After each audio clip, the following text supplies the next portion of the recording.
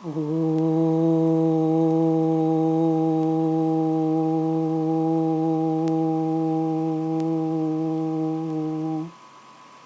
नमो नमः। ईशोपनिषदध्ययने प्रथमः लेखः शान्तिमन्त्रः ओम पूर्णमदः। Study by S L. अभ्यंकर। उपनिषत्सु ईशोपनिषत् प्रायः प्रथमा गण्यते, अधीयते च। Among Upanishads, Ishopanishad is regarded as the first one to be read and studied. Ishopanishad nati dirgha. Ishopanishad is not very long. अष्टादश मंत्राः एव प्रायः अनुष्टुप् छन्दसि. There are only 18 mantraः, mostly in अनुष्टुप् meter. यतः इयम् Ishopanishad शुक्लयजुर्वेदीया, since this is of Shukla Yajurveda, its Shanti mantra is Om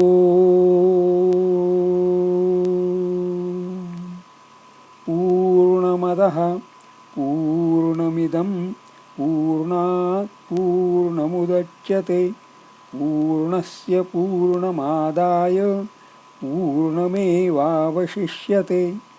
Om Shanti Shanti Shanti. Let us begin with the study of this Shanti mantra itself. Padachedaihi. Om Purnam Adaha Purnam Idam Purnat Purnam Udachyate Purnasya Purnam Adaya Purnam Eva Avashishyate. Om Shantihi Shantihi Shantihi. Vakyamshashaha Vishleshanam. We have the columns here. Anukramankah, Avyayah, Anye Subantah, Kartrupadiyah, Karmapadiyah, Tingantaha, Krudantaha. Om Adaha Purnam Vidyate. Idam Purnam Vidyate. Purnat Purnam Udachyate. Purnasya Purnam Adaya Purnam Eva Avashishyate. Om Shantihi Astu Shantihi Astu Shantihi Astu. Notes. People have written books on Om. Also, the subject matter of Pandukya Upanishad is this Om only. So, I shall not dwell on it here. It is well known that it is the invocation seeking auspiciousness. In 1 and 2, in Purnam Adaha Purnam Idam, there is no explicit verb. Most commonly, the implicit verb is taken to be asti or bhavati, vartate, vidyate. Bhavati, vartate, vidyate also are synonymous. I thought it good to choose vidyate. The logic is that since vidyate is from vid, the form vidyate can be taken to be in bhave prayoga from vidam jnane. By that, vidyate would mean one should acknowledge, one should become knowledgeable that adaha is purnam, also idam is purnam. To say adaha purnam asti and idam purnam asti, the statements would sound to be plain matter-of-fact statements. To my mind, adaha purnam vidyate, idam purnam vidyate appeal to be statements of philosophical knowledge. That is what they are, right? Lexically, both adaha and idam are pronouns referring to things which are nearby. Both translatable as this. There is yet another pronoun, etad, which also is translatable as this.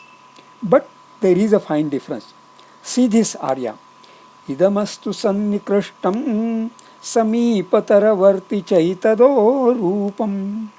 Adamastu viprakrishtam taditi parokshe vijaniya. Meaning, idam is nearby. Etad is still closer. Adaha is something which is generally closely related. Tat is that which is out of sight. Here we have adaha, which is generally closely related, and idam, which is nearby. So, Adaha is Brahma Tattvam, which is general something which is everywhere and is Purnam, wholesome.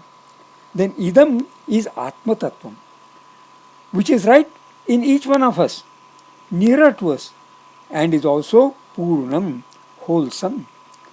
Purnat Purnam Udachyate. Here Udachyate is from Ut plus Ach.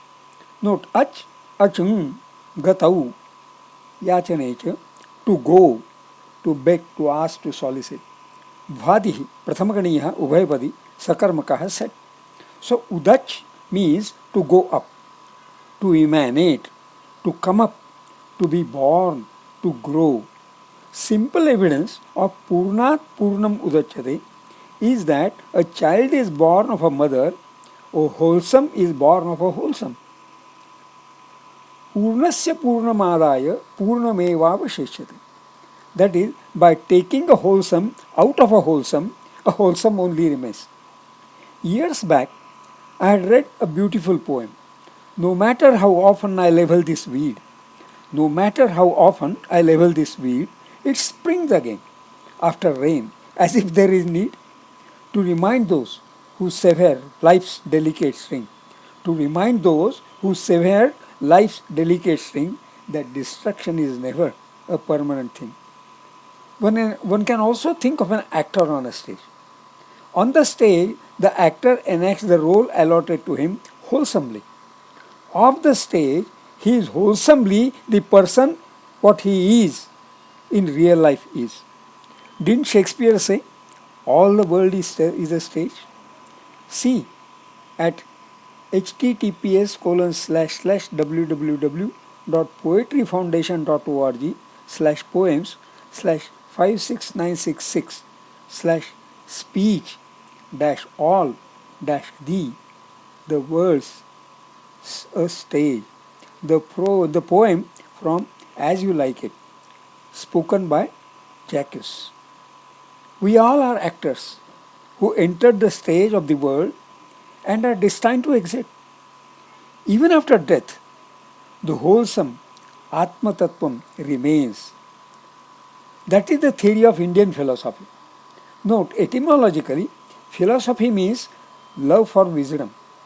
In Gita, जातस्य हि ध्रुवो मृत्युर्ध्रुवं जन्म मृतस्य च तस्माद् अपरिहार्येऽर्थे न त्वं शोचितुमर्हसि अव्यक्तादीनि भूतानि व्यक्तमध्यानि भारत अव्यक्तनिधनान्येव तत्र का परिदेवना जातस्य हि ध्रुवो मृत्युर्ध्रुवं जन्म मृतस्य च whatever is born is bound to die but avyaktaadini bhutani all creation emanates from the unmanifest vyaktamadhyani creation is but the middle stage of being manifest. Avyakta nidhananyeva, death is only merging into the unmanifest. Purnasya Purnamadaya Purnameva Avashishyate summarizes that philosophical wisdom.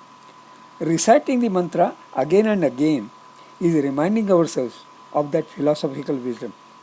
By the way, the two verbs Udachyate and Avashishyate have passive voice. So, my taking the implicit verb to be vidyate in bhave prayoga aligns very well with these two verbs udachyate and avashishyate in passive voice. Basically, the common grammatical logic is that it should not be the active voice. There are any number of instances in Gita that the statements are not in active voice.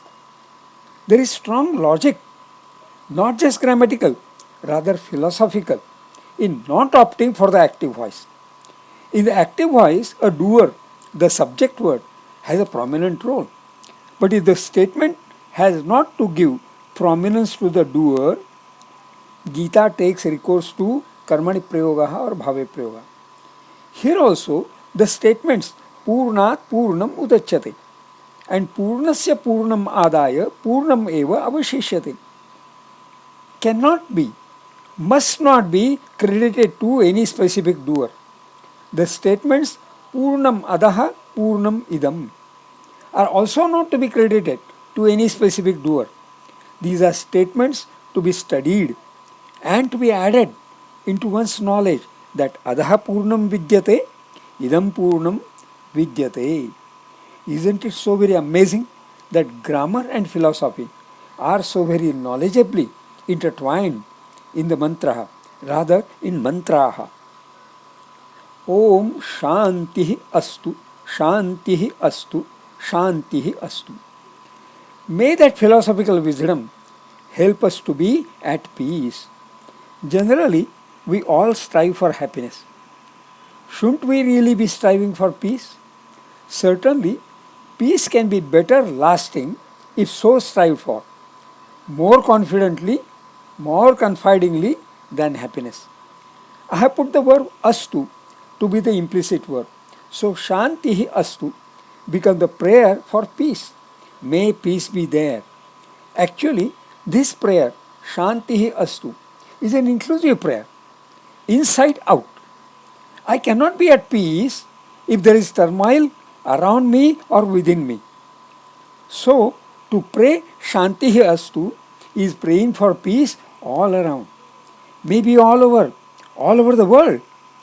That is something very enchanting about these mantraha. Not only mantraha, but every other word and phrase put forth by the rishis. That is, that there is an eternal, universal thought. I am often left wondering why people indulge in religious conversions. What do the people indulging in religious conversions promise? Do they promise peace or happiness? If they promise happiness, can it ever be a promise of everlasting happiness? And for peace, must one convert to another religion? The mantraha are in Sanskrit does not mean that they preach Hinduism. The mantraha preach what for should human endeavor be, anytime, anywhere. One would also wonder, why say Shantihi thrice? Shantihi is peace to be attained by pacification. Pacification of turmoils, tapaha. Tapaha are rightly said to be of three types. Adhibhautikaha, caused by creatures and creations. Adhidevikaha, occurring providentially, like the earthquake and those kinds of things. Or hurricanes, occurring providentially. Adhyatmikaha, occurring during spiritual pursuit. Uttering Shanti thrice is praying Adhibhautika tapat Shantirastu, Adhidevika tapat Shantirastu, Adhyatmika tapat Shantirastu. Actually, even in music, there is a tradition of singing the concluding note thrice. The singing concludes to a state of peacefulness when the concluding note is sung thrice. Reciting the Shanti mantra certainly has experiential significance. It should better be recited, absorbing the meaning and significance of every word. Saying Shanti, Shanti, Shanti is concluding part of that experience, to be experienced at the end of every recitation. Let myself also absorb this delineation. Shubhamastu.